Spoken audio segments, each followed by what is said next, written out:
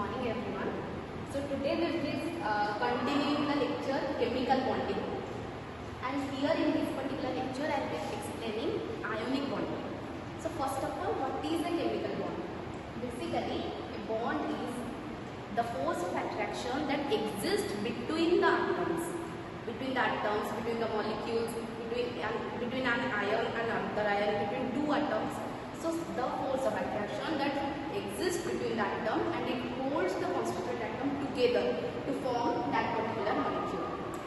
In short term, we can say chemical bond is basically force of attraction that holds the constituent particles or constituent atom together to form that particular compound or that particular molecule.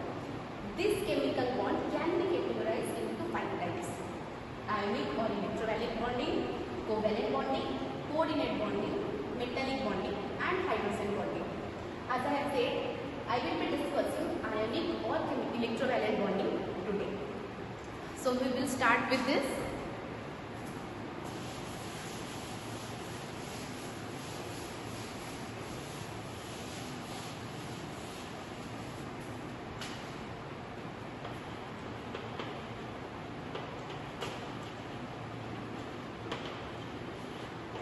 So what is ionic bonding? As the name suggests, ionic bonding is such type of force of attraction that exists between ions. Means here the first priority or the foremost important point here is the formation of ion. Okay, so formation of ions.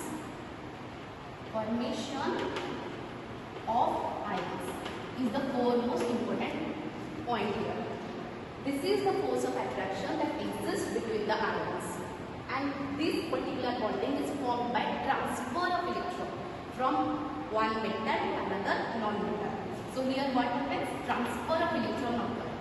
Transfer of electron from metal to non-metal.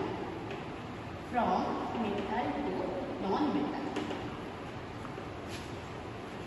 Okay. After the transfer of electron, the metal and the non-metal will both will achieve the nearest noble gas configuration, and cation and anion production will be there. The first step, ion production, means one cation will be formed from the metal and another anion will be formed from the non-metal. As transfer of electron occurs, so electronegativity difference will be there. Metal will be electropositive, non-metal will be electronegative. So this electropositive metal will transfer the electron to the electronegative metal. In this process, the metal will convert into a cation and the non-metal will get converted into an anion. Okay. So here ionic bonding, it can also be called as electrovalent bonding. Why electrovalent bonding? Electrovalent bond comes from electrostatic. This is the force of attraction that exists between the ions. I will be discussing it here. Electrovalent bond. This bond is also called as electrovalent bond. Okay. So again I am repeating, ionic bonding is the force of attraction that exists between ions. Next point, ionic bonding is formed by complete transfer of electron from one metal to another non-metal. Okay. So we will be seeing the examples here. Example is sodium chloride.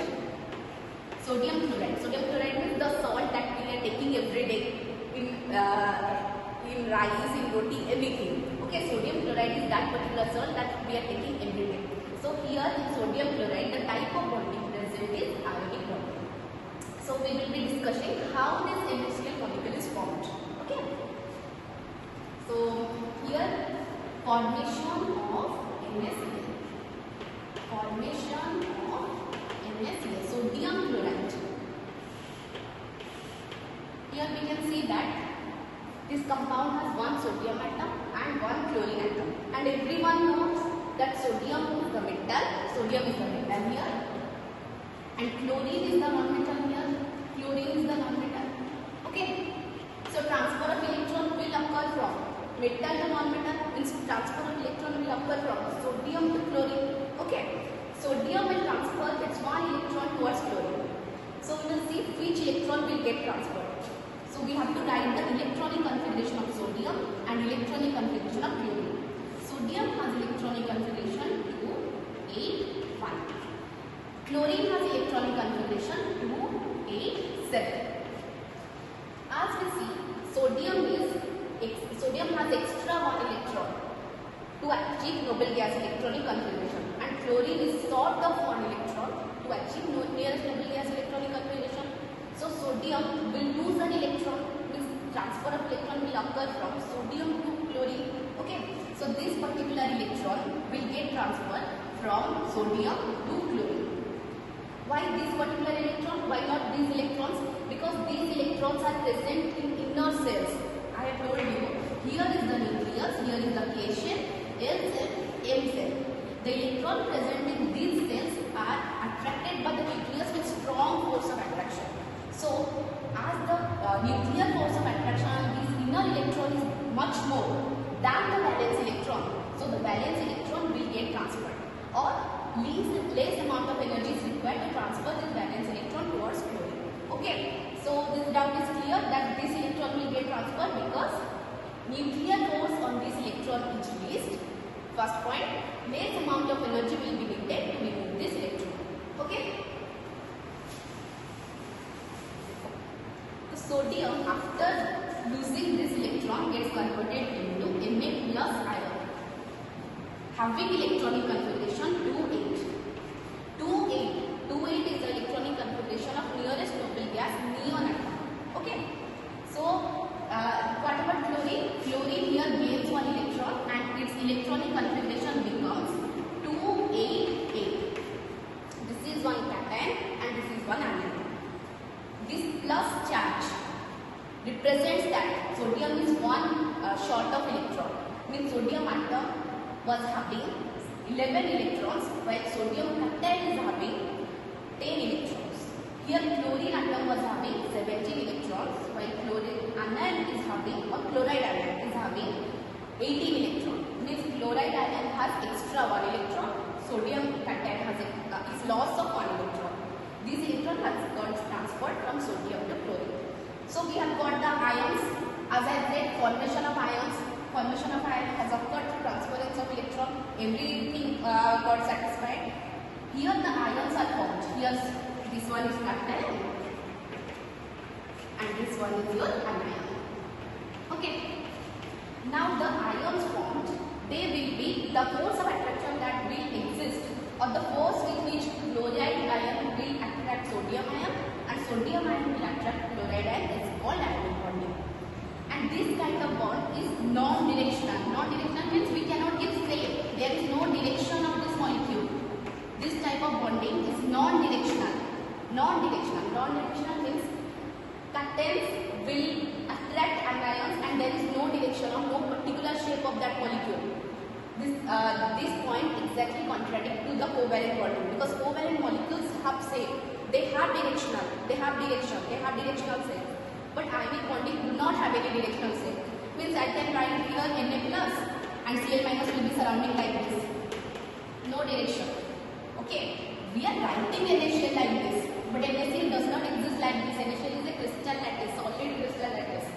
Means Na plus ion will be surrounded by chloride ions and chloride ion will be surrounded by Na plus ions. Okay. Let us discuss the properties of ionic bonding. Here Na plus and chloride, Na plus and Cl minus will form NaCl. So let us discuss the properties of ionic bonding. Okay.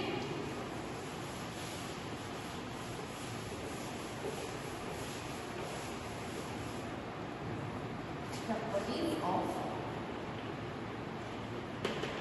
ionic compounds. Ionic compounds. Number 1 properties. Ionic compound is formed by strong forces of attraction between the cation and the anion, as I have already said. So ionic compounds are very hard and rigid solids. Why hard solids and why solids? Because they are formed by strong force of attraction between a cation and an anion. Therefore, they are hard and rigid solids. Number 1 point, they are hard and rigid solids. Okay. Second point is they have high melting and boiling point. They have high melting point and boiling point. As there is strong electrostatic force forces of attraction between the sodium ion and chloride ion. Therefore, larger amount of energy is required to break the bond and convert the solid into its liquid state.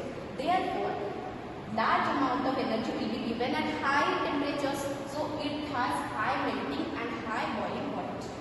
Third point is they are good conductor. They are good conductor of electricity at aqueous state or molten state.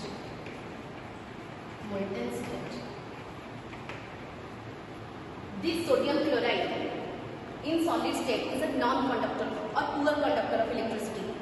Means in solid state it is a poor conductor of electricity. But if the sodium chloride will be melted or in the fused or molten state, or if I drop the sodium chloride in water, then it will become a good conductor of electricity. Why? Because when sodium chloride in aqueous state or in molten state will produce ions, and these ions means the ions that will be produced are what? Na plus and Ca minus ion, and these ions will be responsible for the conduction of electricity.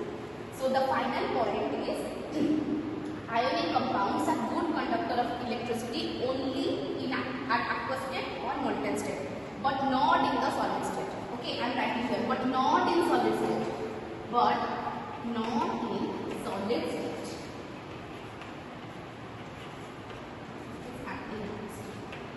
Okay, I am giving one homework.